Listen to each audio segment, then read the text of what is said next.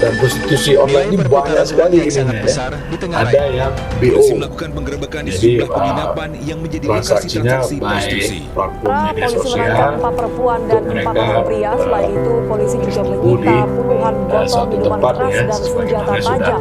Penggerebekan dilakukan di media berdasarkan sosial. laporan warga Ada yang juga resah. prostitusi online itu ya, Mengapa dia praktik hanya bisnis prostitusi memberikan dan negeri gambar-gambar seakan tak seksual terobati. yang membangkitkan Depok gairah ya. menjalani pemeriksaan. Ada juga Mendalami video, juga apakah ada model unsur perdagangan video manusia call, di dalam. lalu kemudian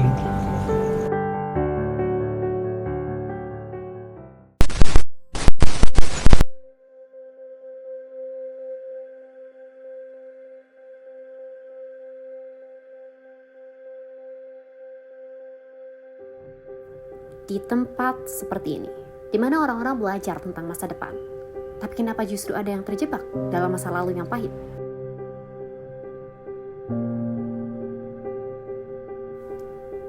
Apa sebenarnya alasan mereka?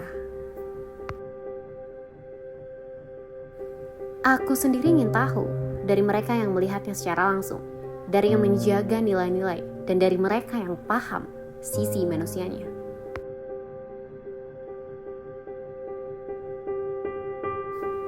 Dan mungkin jawabannya ada di antara mereka, ada di antara kita. Oke baik, perkenalkan nama saya Jidan Maulana, saya mahasiswa Kesehatan Masyarakat 2024 Universitas Siliwangi dan juga saya sebagai Duta Genre Provinsi Jawa Barat tahun 2022. Penularan HIV dan AIDS ini bisa terbilang tinggi ya, apalagi di sekitaran daerah pekerja seks yang memang aktif di sana sehingga dapat memunculkan resiko penularan seksual gitu. Mulai dulu dari ini ya pekerjanya. Nah, dampak psikologisnya itu bisa terjadi karena kan dia itu memiliki tekanan sosial dan juga bagaimana mental dia gitu tentang pekerjaan dia yang memang akan menjadi istilahnya diskriminasi gitu ya, karena kan pekerjaannya itu kalau misalkan di lingkungan Tasikmalaya sendiri itu kan bisa dibilang itu adalah pekerjaan yang tabu gitu, sehingga memunculkan stigma bahwasannya memang pekerja tersebut adalah pekerja yang tidak layak gitu, sehingga memunculkannya tekanan psikologis. Nah, untuk para pemesannya ini dia itu memiliki serangan psikologisnya itu seperti ketergantungan dan kecanduan, sehingga tidak bisa berhenti untuk melakukan kegiatan tersebut akan melakukan kegiatan tersebut untuk berulang-ulang kali gitu. Perkenalkan, nama Teteh Maya Jumadia.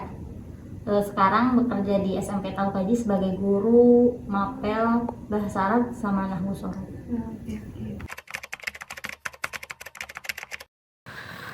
Kalau itu kan udah jelas ya haram gitu, nggak bisa ditoleransi gitu, emang nggak boleh.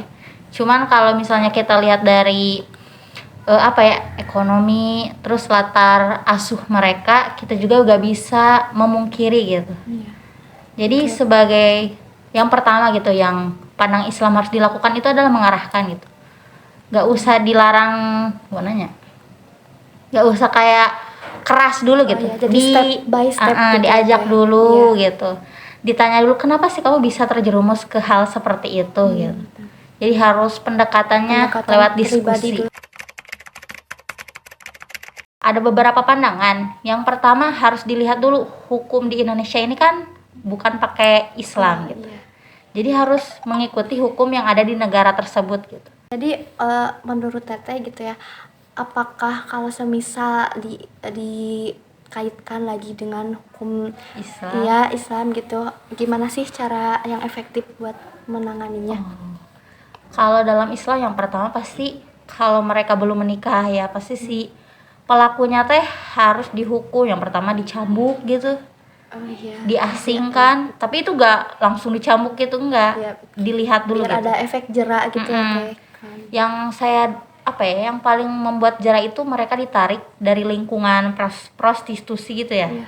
Ditarik terus dipindahin ke tempat kayak misalnya lingkungan yang kondusif kayak keislaman gitu. Jadi mereka teh terjauh dari lingkungan-lingkungan yang buruk itu. Iya. Menurut saya mah mereka teh fokus ke moral sama sosial. Lembaga-lembaga itu mereka lebih ke apanya? Penyuluhannya itu moral Sama sosial. sosial gitu. Kalau ke hukum mereka kayak apa ya? Kayak mengabaikan gitu. Mungkin karena ya hukum di Indonesia belum menunjang gitu untuk lebih dalam lagi. Iya. Mungkin saya mah mau ngasih nasihat ya buat pelaku prostitusi, baik pelaku ataupun pelanggan. Kita sebagai manusia itu pasti harus melakukan hal-hal yang sesuai nurani gitu. Jadi sebelum kita apa ya, kalau misalnya udah terlanjur melakukan itu, kita tanya lagi ke hati nurani kita, ini apa ya, bagus gak buat diri kita sendiri gitu. Pastilah semua orang juga tahu gitu, hati nuraninya pasti bakal membimbing ke hal-hal yang baik gitu. Jadi buat pelaku ataupun apalah itu, tolong dibuka lagi hati nuraninya gitu. Udah aja. Saya dengan Bapak Aditya Bapak Aditya.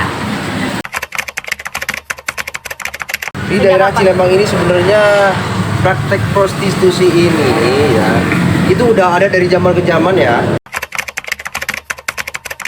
Bisa kurang baik menurut Bapak? Ya di jalanan harusnya. Private aja ya Iya. gitu, nggak usah terlalu diumbar-umbar. Iya, itu bahaya itu. Jelek kelihatannya, kotanya jelek. Iya, jadi ke bawah-bawah satu kota gitu ya Oh Pak? pasti. Menurut Bapak, kira-kira dari pandangan dan sepenglihatan Bapak gitu ya, di daerah Pasti. sekitar sini. Pasti. Kenapa Pak? Kira-kira Pasti. kalau untuk penyakit kenapa dan moralitasnya kenapa gitu?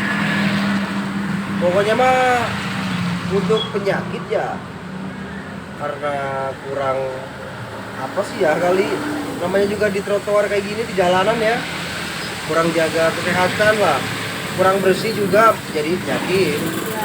Ya, terus dari apa lagi tadi? Dari moralitas. Dari moralitas. Iya. Gimana ya? Punya pendirian masing-masing sih. Mereka itu bawa dalil sendiri-sendiri. Oh Iya. iya, berarti Iya. ke masyarakatnya tidak terlalu berdampak ya, lebih ke dampak pada diri sendiri gitu. Pada diri sendiri. Masih gitu. Kurang perhatiannya pemerintah. Titik. Nah, itu. Berarti itu menurut Bapak itu faktor utama gitu dari Iya. pemerintah. Ya, beresin, ditempatin, bimbing, dibina, selesai. Udah. Kasih peringatan kalau enggak basmi, selesai. Udah.